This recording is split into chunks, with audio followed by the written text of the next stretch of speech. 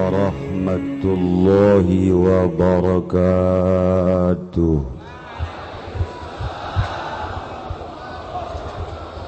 Alhamdulillah, wassalatu wassalamu ala rasulillah Muhammad ibn Abdillah wa ala alihi wa sahbihi wa mawalah, amma ba'd. Faqala Allah ta'ala fil Qur'anil Karim wa huwa asdaqul qailin. Bismillahirrahmanirrahim. Wa dzakir fa inna dzikra tanfa'ul mu'minin. Al-ayat. Langkung dipayun urang sami-sami nyanggakeun puja sinareng puji ka Gusti Allah anu Maha Suci, nu parantos masihan tina rupa-rupa nikmat ka urang sadayana, terutama nikmat anu kacida pisan ageungna nyaeta nikmat iman sinareng Islam.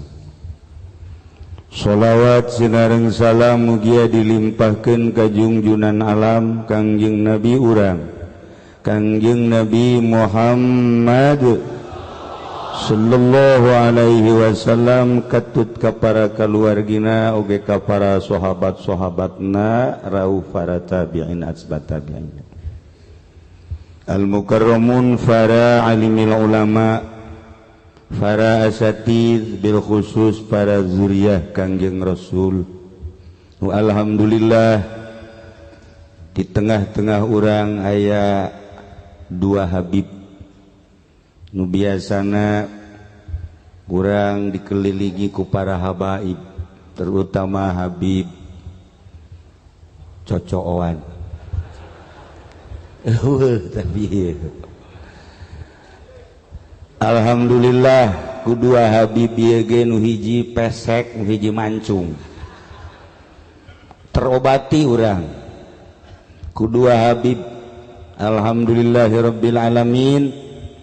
Sebab para habaib mah beda jeung urang, kadar dirina nya nama langsung ti Gusti Allah. Pan ieu mah ti Ahok.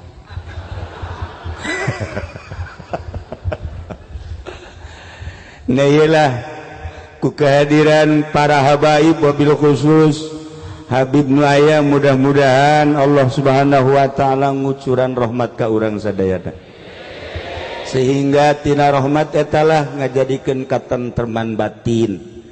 Kisah nu tadi dicaritakeun sebenarnya mah sangat mendalam. Kisah Hasan tadi tah luar biasa sebenarnya mah eta. Ngan kulantaran lapar jadi kadengena beda. Haji Agus geus lain alamnya mah. Bangun kukula didelekeun we Haji Mami, itu beres urusan. Jadi cerita sakitu hebatna ditarima kuno lapar beda Bib. Jadi lain deui teu gairah bangona. Para jamaah kaum muslimin wal muslimat rahimakumullah, malam ieu adalah malam haul ayahanda tercinta nu ke-17. Sakedeung perasaan asa kara kamari, tapi lamun inget ka incu ge 10 atuh lain sakedeung incu 10 mah berarti ambalaya. Kuari urang kakara almarhum ayahanda, almarhumah ibunda, isuk pagetoma almarhum Haji Pendi. Al-Fatihah. Tuh maksudnya udah beureum bae hudangnya nanti. Nah, aing geus di almarhumkeun. Nah iyalah salah satu warisan anu tadi dicaritakeun ku Habib. Alhamdulillah nu tadina teu mengenal Allah, alhamdulillah jadi mengenal. Kakarak endeg lain mengenal. Karak endeg. Ai kakarak endeg mah asal katiup angin robah. Karak endeg bener aya kreditan robah. Karak dek bener nyokot duit bang robah, ujung-ujung makan neraka kabeh Beb. Makan neraka kabeh. Kok masih ieu mata rada calon nya namanya.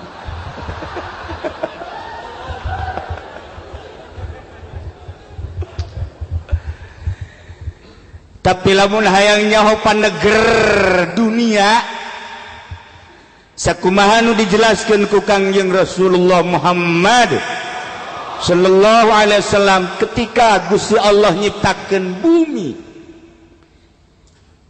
Ieu bumi goyang. Lain di Karawang bae goyang.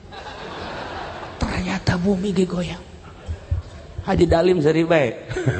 Sebab biasa di Karawangnya nah. Goyang bumi. Edeg. Henteu istiqomah. Allah ngerti, Allah paham sebab Allah nu nyiptakeunana. Bumi goyang teh lantaran eueuh pakuan.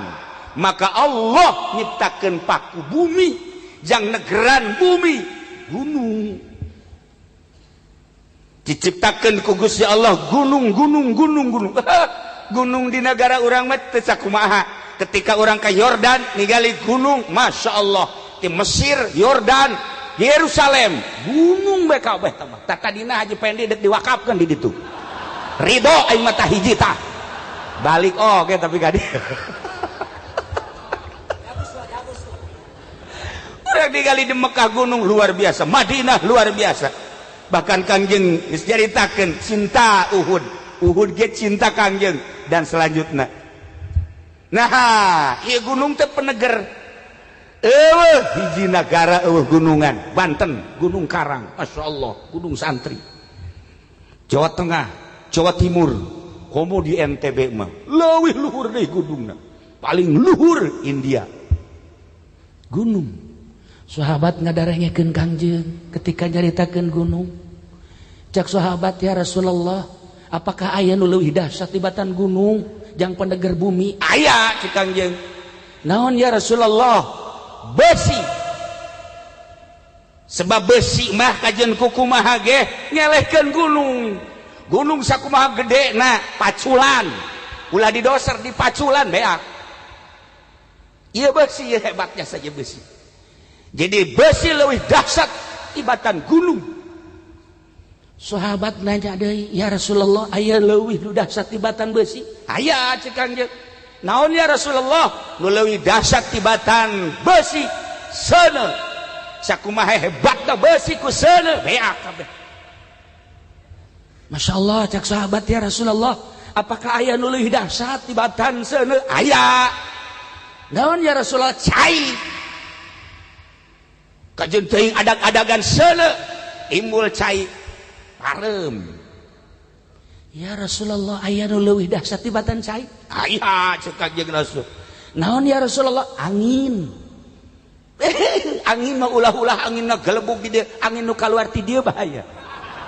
Angin bahaya gede eta mah. Di mobil ge lamun geus aya angin eta mampir heula. Eren. Wah, itu beres sih angin ya. Eta angin. Komo si eta mah angin. Wow. Heuh, tah mah geus teu dicaritakeun tah mah. Racun. Angin. Dalam angin teh geus bau aku mau anginan. Nah, ieu angin pohara jasa. Ya Allah, ya Rabb. Sahabat tetap masih ngotot nanyakeun, ya Rasulullah, aya keneh jang pendeger dunia selain daripada angin? Aya ceuk Kangjeng Rasul. Naon ya Rasulullah? Lamun hayang nyaho pendeger dunia supaya dunia ulah goyang, di antara dicaritakeun tadi leuwih hebat tibatan angin ialah jelema anu hartana loba, anu daek ngazakat, jelema anu elmuna loba, anu daek mere elmuna lillahi taala. Jelema anu hartana loba nu daek sedekah etalah leuwih dahsyat dibandingkeun jeung nu taraten nu tadi. Masya Allah, ternyata horenganan penguat dunia, penguat bumi hiji nu sugih, tapi nu sugihna daek ngazakat, nu sugihna daek sedekah. Ai si eta mah pan kadengena doang sugih. Kadengena doang. Apa ngadengenya ngazakat hati.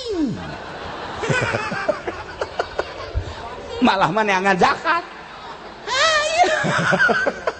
Ya Allah ya Rabbi. Masya Allah. Tah eta ya di antara jelema nu boga ilmu barahan ku ilmuna dunia jadi teger. tetapi nu paling dahsyat jelema anu ma'rifatullah wa rasuluh mengenal Allah jeung rasulna iyalah sigana kadeleuna cicing sigana kadeleuna teu sabaraha sigana kajeleuna hina katingalina lah jelema tombal tepir kacirina kuru kacirina tearudi tetapi justru Allah ningali jutaan manusia nu ti peuting kerek tapi neuleuh jelema eta sangat pemandang nu tadina deuk disiksa tapi teu jadi mantak bisi aya aki-aki hudang ti peuting talian sih ada talian komo si eta mah geus teu kudu aki-aki talian bae geus gantung bae habak ternyata oreganan jelema nyiptakeun masjid teh ya jelema ngabangun masjid jelema nyiptakeun majelis taklim ngabangun majelis taklim nyiptakeun mushola majelis taklim dan lain sebagainya eta teh ajang panegar dunia mengenal Allah lamun nu sugih jamal bisa etalah nu keistimewaan penegar dibandingkeun jeung gunung dibandingkeun jeung seuneu bandingkeun jeung besi jeung seuneu jeung cai dibandingkeun jeung angin leuwih hebat keneh jelema nu usaha tapi usahana lillahi ta'ala jang li'ilai kalimatillah tuh masjid tuh majlis tuh mushola tuh fakir miskin tegar dunia kajen kukumaha tuh kula talian maning kuari talian saha mau orang teh ya Allah ya Rabb Masya Allah nantak tadi kula ngadenge ayat ya Allah ya Rabb hebat atuh tadi ayat anu dibacakeun patusiru sahaba fasuqnahu ila baladin mayit bisa dimaknaan ku sababaraha dimensi sebenarnya eta ayat teh loba anu maca ayat eta aju ngageter hatena qori mah mun maca ayat eta aju hayang gede bayaranna beda tah maca Habib ieu tadi kumaha nafsiranana cenah tapi lamun teu lillah lamun lillah ya henteu nah ki Jamal aya we dia ieu bangsana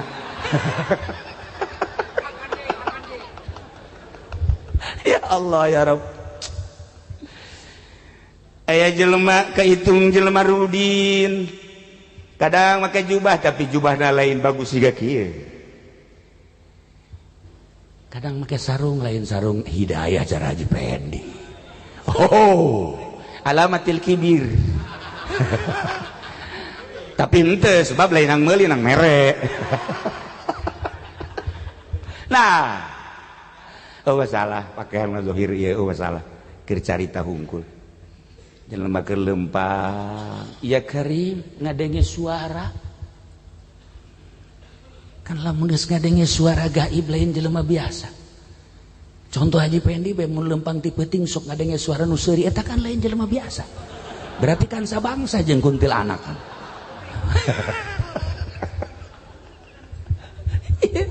aya babangsana aya teh jadi keur lempang ngadenge suara tetapi pendengaran lain diceuli pendengaranna tapi diceuli batin seakan-akan suara teh mun dijabarkeun mah kieu ya rih hai angin bawa mega datangkeun ka ladang si Pulan hujankeun di dinya nyana kaget aya suara seperti eta ningali ka luhur bener angin mawa mega mendung terus dihujankeun Masya Allah cek panehanna suara menjadi kenyataan hayang nyaho eta ladang saha kumaha eta jelema perbuatanana lantaran kok kadenge ku suara hati akhirnya nanya ieu saha aya nu ngabejaan masyarakat Pulan di mana imana di anu nyana langsung datang Assalamualaikum Waalaikumsalam naon ai ente ieu pagawean naon tani ulama ai tani ente emang kumaha biasa ulama henteu sugan ieu mah aya nu luar biasana dibanding jeung tani-tani nu sajen. Tani mah biasa we biasa. Sarua jeung batur wayah macul-macul, wayah ngagaru-ngagaru, wayah nandur-nandur, wayah ngoyos-ngoyos, biasa we biasa. Ante coba praktekna kumaha. Nah lamun carita praktekna kula mah hasilna dibagi 3 setiap panen. Seperti lu jang kula jeung pamajikan kabeh pake dahar, pake bekal ibadah. Seperti lu deui ieu disodakohkeun jang fakir miskin. Endek nisob dek henteu kula mah zakat ya. Seperti lu deui engke jang modal deui, kitulah kula mah tani. Masyaallah. Seperti eta tah ngalaksanakeun tani. Ai kitu maneh kunaon? Nanyakeun kula. Tani kula kumaha? Kunaon? Dibejakeun ku nyana mendengar suara seperti tadi. Ya Allah, ya Rabbi. Cek manehanana suara kos kitu mah lain kakara kuari. Teguran-teguran eta selalu menyentuh hati sebab kula mah lain asa dideleukeun geus asa neuleuh ka Gusti Allah. Masyaallah. Iyalah jelema anu geus deukeut ka Gusti Allah. Anta budallah ka'annaka tarah wa illam takun tarah ka'annahu yarak. Bisa dibuktikan ku dirina. Panjang carita manehanana ieu mah carita pertanian. Hujan lain di manehanana bae. Sagedengin eta di hujanan sawah si ieu. Nah kajadianana bareng kabeh tani. Pibuktieudan nu ieu mah bagus bae tanina. Barang nu ieu dongengnya na woi nu aing mah bea kurang. Nu ieu deh waduh cenah tutut malhulu. Jak nu ieu teh masyaallah anu sakala libertad naon garang-garang. Nu sakala libertad. Atuh sia mah dasar hamaan nyaho tah sia mah tah. Hama anu ieu sagala simeut sagala tek-tek bage sagedengin eta bareng hujana tetapi nu ieu bea kurang, nu ieu bea ku simeut, nu ieu bea ku itu hama dan lain sebagainya. Nu ieu mah aman. Si ieu dagang maju, si ieu dagang maju, si ieu dagang maju, si eta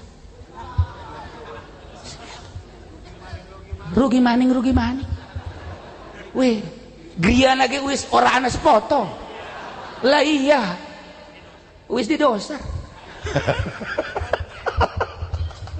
Nah iyalah seperti etalah jelema nu deukeut ka Gusti Allah mengenal Allah selalu dilindungi ku Gusti Allah. Ketika henteu dilindungi ku Gusti Allah zahirna tapi batinna merasa terlindungi lantaran geus bener-bener ridho karena qada Allah Subhanahu wa taala. Mantap lamun urang nyaritakeun ayat wailul lil mutaffifin alladzina idza iktalu 'alan nas yastafun.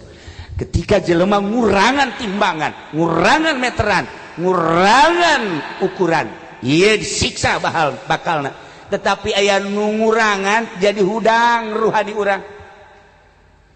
Ketika urang bisa ngurangan nu aya di diri urang, ruhani urang jadi hudang. Lantaran ieu urang hirup awak mah gan sakadar dibere dahar, dibere nginum sare, paeh, kubur selesai. Tetapi hirup urang nu asli mah ruhani. Wa nafakhtu fihi min ruhi cek Gusti Allah. Nah, iya supaya roh urang timbul sinaran maka kudu aya nu dikurangan 4 perkara di diri urang. Mun bisa ngurangan 4 perkara, ruh urang bisa sinaran keluar mengenal Allah Subhanahu wa taala. 4 perkara nu kudu dikurangan. Hiji, ngurangan dahar jeung nginum. Mulai guys. Mulai guys. Aduh cenah Kiai hampura. Ampura teh mata eta kan urusan anak ka awak tah mah. Lamun urang teu bisa ngurangan dahar jeung nginum tetep ruhani urang moal kaluar. Kula pernah dipicung di Aang Baden, ruhanina timbul lantaran daharna saeutik. Abuya Cadasari demantak ruhanina timbul daharna saeutik. Haji Pendi nu mantak ruhna terkubur daharna. lain tergantung awak mah eta pemberian ti Allah. Aya jelema awakna lintuh tapi daharna leutik, aya jelema kuruk tapi dahar ya Allah tukang ragaji eleh beda.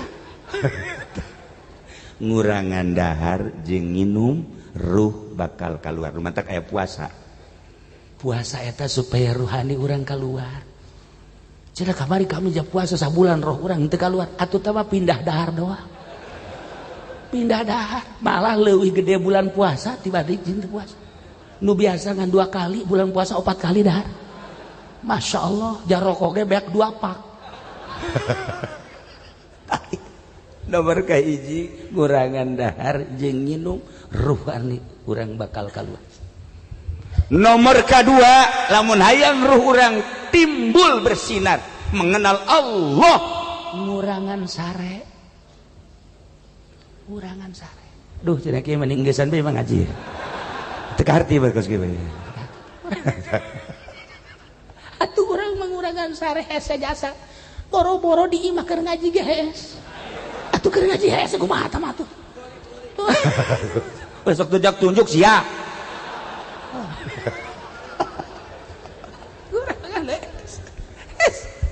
Hese jasa. Aduh, bulan puasa lain ngurangan hes lain nambah kabeh rata-rata. Masya Allah, datang ka salat dohor jeung salat asar ngarendeng. 2 hese teh hayang keluar ruhani seperti eta. Almarhum ayahanda abah lamun keur jeung anak mah jeung anak daharna loba. Heran. Abah mah lamun jeung anak daharna gembul jasa. Tapi lamun teu jeung anak tilok dahar. Ibu ka Jogja datang ka Gering disuntik geus abah sia mah teu ngajak aing dahar cek nya. 2 poe aing teu dahar. Bisa kuat abah mah eta. Tapi lamun jeung anak mah tuh kuat ditarurutan ku anakna, ku rembul anakna. Komo haji entoh mah beuh. Haji entoh, haji us, haji emu atuh terbasuh kula atuh gembul. Kula ge nurutan abah daharna doang. Haji ku ari katurutan ku haji maming. Garembul eta bisaan kolot eta. Masya Allah embung kaciri ku anak-anak acan lamun keur dahar bareng teh kasambal kasar. Tapi lamun eueuh sasaha cemi urang mah beda lamun keur loba jelema cemi. Habe hayang pajar tasawuf bawa Haji Pendi tasawuf siapa dulu. Masya Allah giliran eueuh sasaha waduh ngawadang. Perbedaan ahli Allah jeung ahli dunia seperti eta. Ya Allah ya Rabb. Masya Allah karim.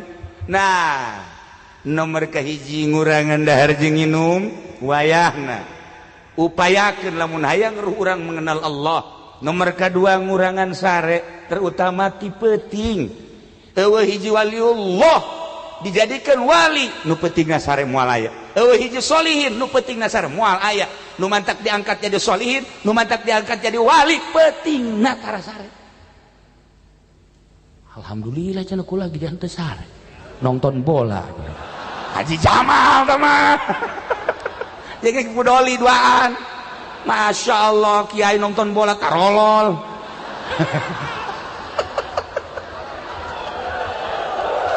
Nah, tapi tambah lain jangan naon nya nama bari zikir.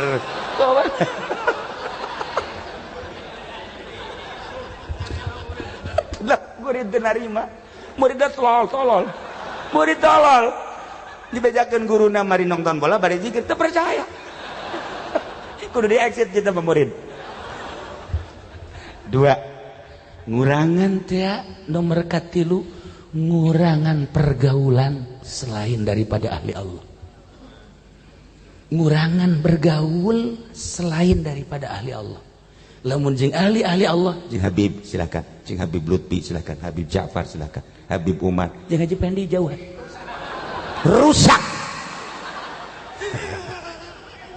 Jaringan HP ia hanya membuat kedangkalan batin, qaswatul qulub. Nah naonan eta?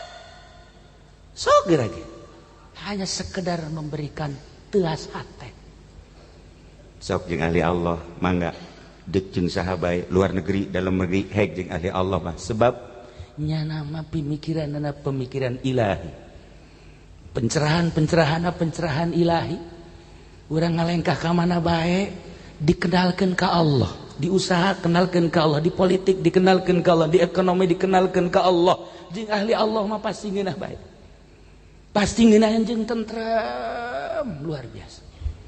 Nomor katilu, kurangan pergaulan selain daripada ahli Allah. Nomor kaopat, ngurangan omongan selain daripada maca Quran, sholawat, zikir, maca kitab, hadis. Ulah pati loba omong teh. Kuat saminggu bae ente tanu tadi teh saminggu jadi wali. Saminggu ulah 40 poe ulah tebal teuing 40 poe. Saminggu bae coba hiji dahar nu biasana sapiring mentrung saparapat piring. Dua nu biasa sare peuting genep jam cobangan 2 jam bae ulah sajam 2 jam. Tilu nu biasa urang jaringan-jaringan putuskeun gua. Opat nu biasa obrol kuari stop saminggu bae. Ujian anak kandeuleu beungeut lagi herang beungeut. Herang ieu makan dareumeuk ieu beuteung. Demek. Beh, ieu mah lamun dikasolearkeun mah 12 ya. Para jamaah kaum muslimin wal muslimat rahimakumullah, etalah sekedar bayangan hirup nu urang bakal amprok jeung Gusti Allah, lain jasad nu bakal amprok tapi ruh. Kenalkeun ruh urang ka Gusti Allah, memeh urang dicabut nyawa, roh urang ngalayak. Mumpung aya keneh ahli-ahli Allah terutama di Indonesia. Di Indonesia kuari terbanyak ahli Allah dibanding jeung di luar negeri. Loba di Indonesia kuari alhamdulillahirabbil alamin. Menurut penelitian ahli-ahlina, kula we sakadar nyaritakeun hungkul. Menurut penelitian ahli-ahlina di Indonesia kuari terbanyak ahli Allah dibanding jeung luar negeri. Maka di Indonesia terjadilah ketentraman, tenang. Nik pilkada bae kuari nik pilkada parbo. Eueuh nu ngomong hiji-hiji aja.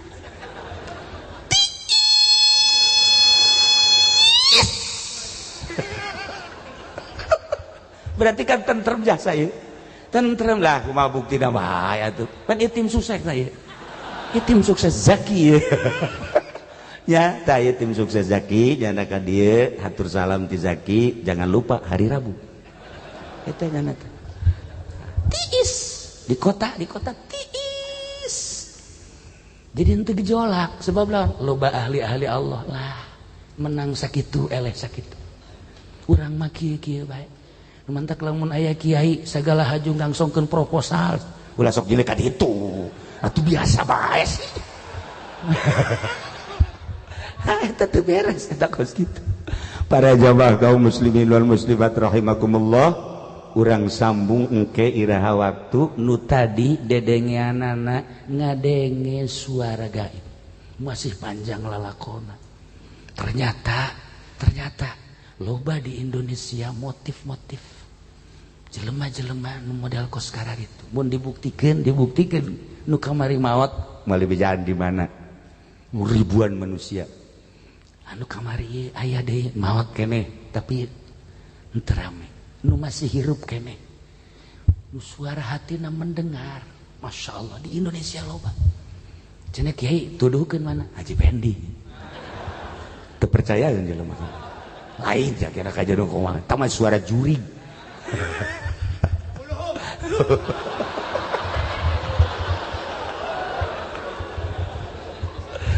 Insyaallah ke urang teruskeun dongeng eta lantaran ieu geus jam 11 seprapat, maka informasi ngaji insyaallah minggu isuk teh minggu deui insyaallah. Emang kumaha cenah kiai kula dek mudik karak dek mudik isuk ya, jadi karak dek mudik insyaallah doakeun supaya selamat lancar ulah aya halangan naon bisa balik deui urang bisa babarengan. Kemudian informasi tentang ngaji minggu hareup minggu isuk teh minggu deui. Informasi terakhir setelah selesai doa teu kudu aya nu sasalaman simkuring sarombongan dia terus deka imah ente disadiakeun di dieu antum disadiakeun di dieu prasmanan diibah kula aya 3 jalur di dieu ge sarua ulah datang ka aya nu teu dalahar insyaallah dicukup insyaallah ulah datangkan teu dahar ieu mah bener-bener kitu ngana masak beneran ulah dalakeun berkat